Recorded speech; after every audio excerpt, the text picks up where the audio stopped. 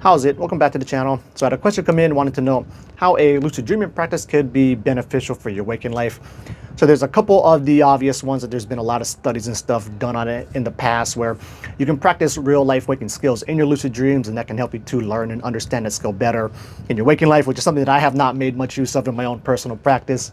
It can also help people overcome phobias, primarily through things like exposure therapy.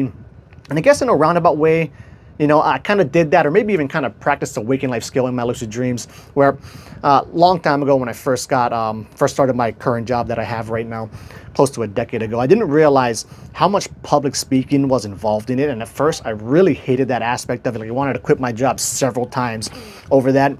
But right around that time, about 10 years ago, is when I was getting into my lucid dreaming practice.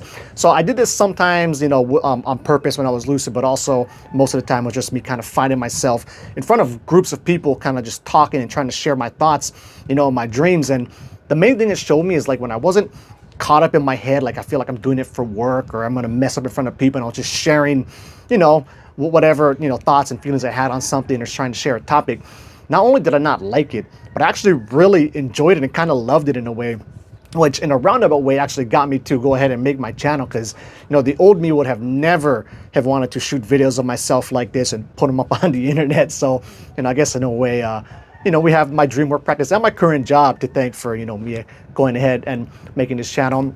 Another way, though, that a lucid dreaming practice can be beneficial for your waking life, and this is one that's so obvious, I think it gets overlooked sometimes, but to have a dream work practice in general, like any type of worth a damn dream work practice, or in this case specifically a lucid dreaming practice, you really have to be getting good quality sleep. And really the only thing I mean by good quality sleep is getting a lot of hours of sleep.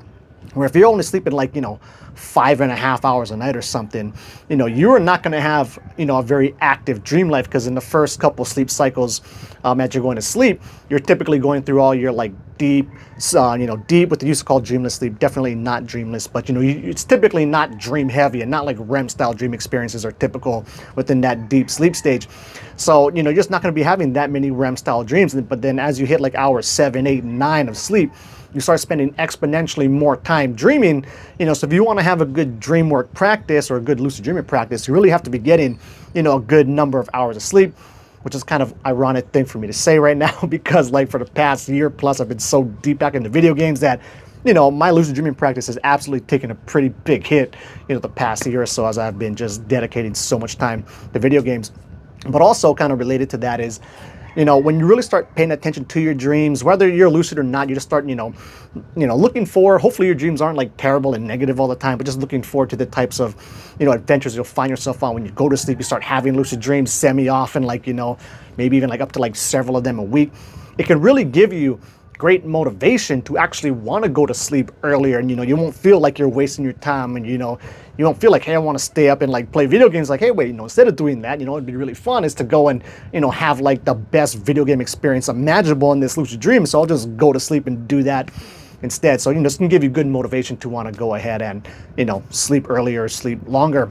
Also, it can be used as a good form of escape, and I shared this a bit in a video not too long ago, but I always looked forward to, it's not like my life was ever that bad or terrible, but I'd always look forward to the type of adventures and stuff I'd find myself on when I would go to sleep. And then later in life, particularly when it came around school and stuff like that, and whatever, intermediate and high school and things, I did not like school by any means, and I always would really look forward to, once school was over, being able to go home and relax. But also, in that was, I would look forward to going to sleep and seeing, this is also when I started having my first lucid dreams, semi-consistently at about once a month clip. So I was like, hey, not only can I go to sleep, but I can go to sleep and then do whatever I want in my dreams. And yeah, so that was kind of awesome. But it can be used as a great form of escape and things. Also, it can be used as a good way to get closure on things, where you can have the experience of meeting up with a deceased loved one, or trying to redo something from your past. And then kind of on the opposite end of that, you can have experiences of meeting up with God, or even being God yourself, or feeling complete unconditional love. Because really any experience can be had within your dreams, and really even more than what you could even possibly imagine could be had in there, right? Because it is the domain of the subconscious or unconscious mind, or your dreaming mind. You quite literally can't even imagine what's possible, right? It's so far beyond that, and the possibilities are so extreme that, it could be really, really like mind-blowing experience. Like just take the whole thing of like meeting God or being God yourself, right? What would that even be like? Well, your dreaming mind can actually serve you up an experience that would kind of seem like, that's it.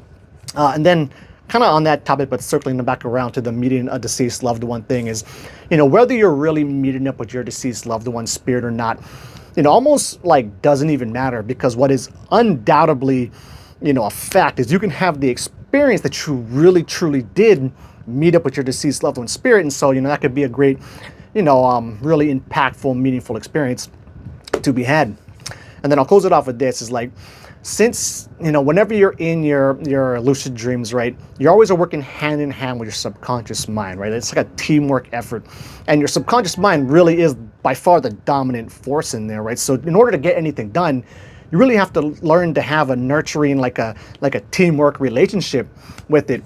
And so it's a great way to, have a nice relationship with your unconscious mind. And like a good way to kind of do this even on nights when you're not lucid is simply to like really try to recall and remember your dreams and to give thanks for them. And then even when it's like a negative dream, you can still try to give appreciation for that. Like try to look through the dream, try to understand why your dreaming mind would put you through that situation, look for any lessons that that could be had from that, and then try to apply that to your waking life. And that's just a good way to kind of, give some props to your dreaming mind and your subconscious and unconscious mind and help to nurture, that relationship with it.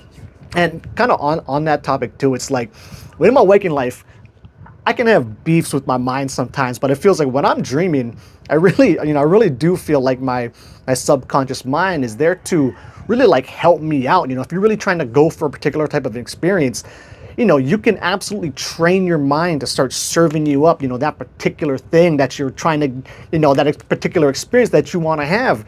And, when you're having these dreaming experiences, I mean, I think this is probably obvious, but, it's as real to you in that moment as like this is right now, and possibly even beyond that, right? You can have these hyper realistic dreams that are even more real than waking life is. And, those are always awesome experiences when they can be had. But anyway, I think we'll wrap it up there. Thanks for the question. And until the next video, keep the lucid dreaming practice legit.